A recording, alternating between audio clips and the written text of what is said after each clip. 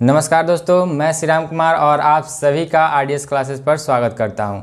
जैसा कि आप लोग पढ़ रहे हैं समांतर श्रेणी और उसका प्रश्नावली 5.2 का मैंने 14 क्वेश्चन बता दिया है और आज मैं आपको बताऊंगा 15 नंबर क्वेश्चन कैसे सॉल्व होगा।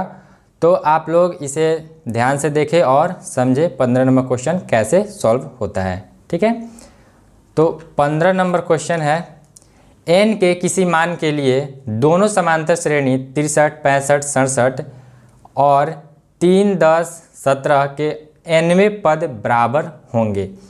यानी कि आपको दिया गया है दो समांतर श्रेणी दिया गया है, एक आपका 63, 65 और 67 वाला तथा दूसरा दिया है 3, 7 और 10 वाला। ठीक है, 3, 10 और 17 वाला। अब इसमें हमें क्या करना है कि हमें बताना है कि तीनों में दोनों जो समांतर श्रेणी है इसमें कौन सा पद है जो कि बराबर है। यानी कि मान के चले अगर इसमें आपका सपोज आ जाता है अगर 35 तो इसमें भी 35 अगर आता है तो वो कौन से पद हैं, यही हमें निकालना है। तो इसके लिए हम क्या करेंगे, पहले इसको हल करते हैं। ठीक है, यहाँ पे हम लिखते हैं कि फर्स्ट जो एपी है, फर्स्ट एपी है हमारा 63, 65 और 67। ठीक है, और डैश डैश। फिर हमारा दूसरा एपी है यानी कि सेकेंड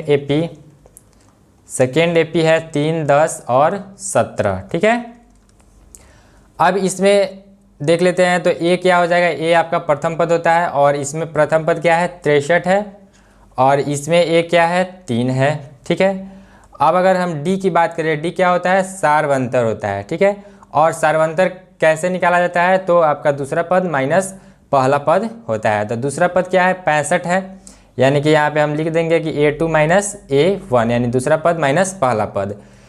तो दूसरा पद है 65 माइनस पहला पद है 63, इसको घटाइएगा तो यहाँ पे डी आ जाएगा 2। ठीक है, तो फर्स्ट एपी का जो सार्वंतर है वो आपका आ गया 2। इसी प्रकार अगर हम सेकेंड एपी का डी निकालना चाहें तो ये हो जाएगा A2 माइनस A1 और यहाँ पे A2 क्या है 10 है तो 10 माइनस A1 3 है तो 3, ये बराबर हो जाएगा 7 की। ठीक है, अब देखिए हमें क्या करना है कि n निकालना है, यानी कि इसमें n का कौन सा मान होगा जो कि इसके n के बराबर होगा। ठीक है, तो इसको निकालने के लिए हम क्या करते हैं कि आपको मैंने बताया था कि an का फॉर्मूला क्या होता है, an बराबर आपको याद होगा कि a plus n minus 1 into D होता है। ठीक है, ये आपका फॉर्मूला आता है।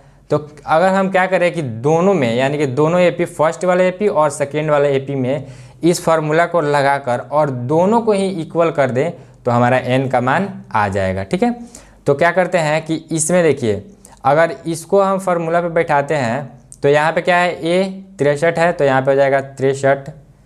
ठीक है, 63 प्लस n तो हमें पता नहीं है तो n माइनस 1 को ऐसे ही रहने देते हैं।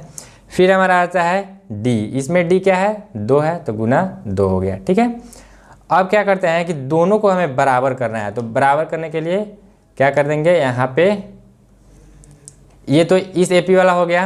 अब बराबर फिर इसका लिखते हैं तो इसका a क्या है 3 है तो 3 प्लस n माइनस 1 वैसा ही रहेगा और इसका d क्या है 7 है तो गुना 7। ठीक है, अब देखिए यहाँ पे फिर अब या करके आप लोग लिखिएगा 63 प्लस, अब इसको क्या करते हैं तोड़ते हैं तो 2 से गुना कीजिएगा n में और फिर 2 से गुना कीजिएगा -1 में, तो ये क्या हो जाएगा 2 से जब n में गुना कीजिएगा तो 2n हो जाएगा माइनस 2 हो जाएगा। ठीक है, 1 में जब गुना कीजिएगा तो बराबर 3 प्लस फिर 7n हो जाएगा, जब 7 से n में गुना कीजिएगा तो फिर माइनस 7 से 1 में गुना कीजिएगा तो 7 हो जाएगा।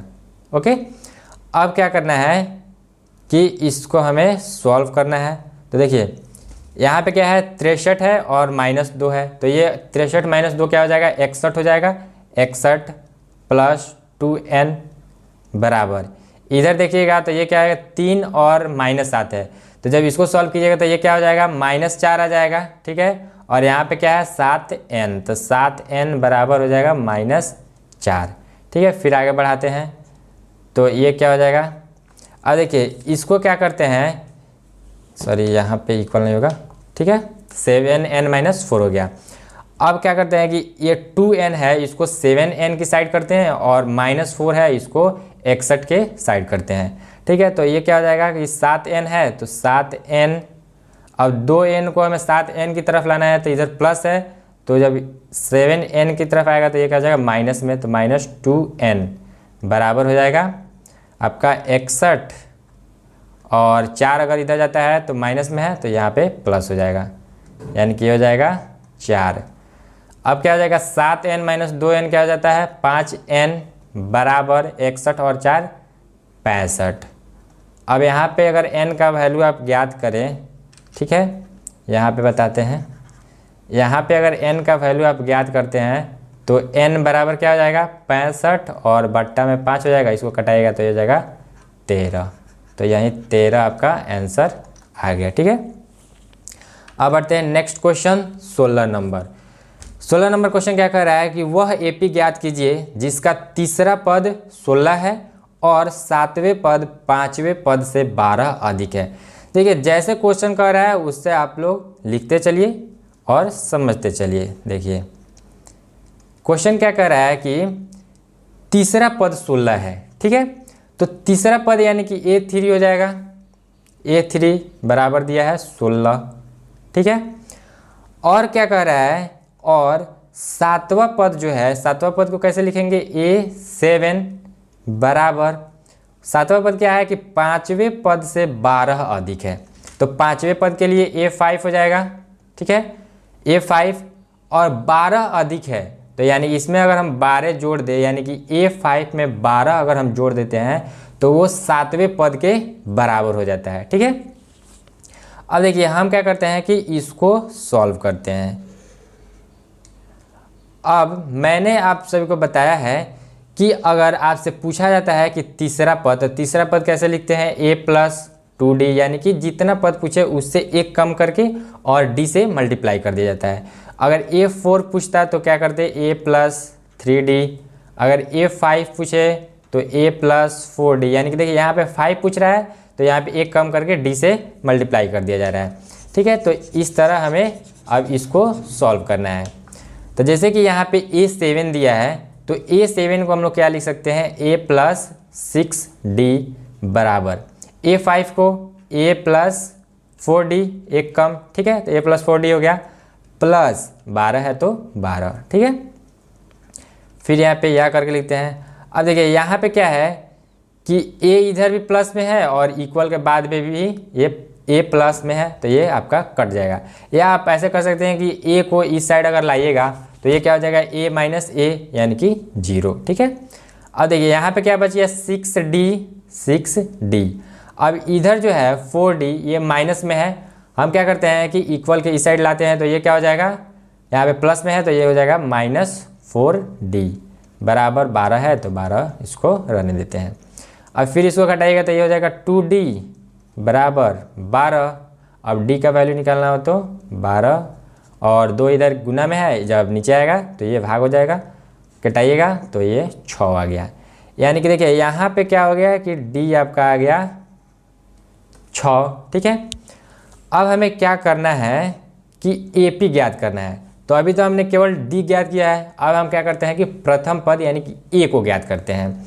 तो A को ज्ञात करने के लिए क्या करेंगे कि इस D के मान को हम, जैसे कि देखिए यहाँ पे A3 है तो इसको लिख देते हैं A+2D बराबर 16।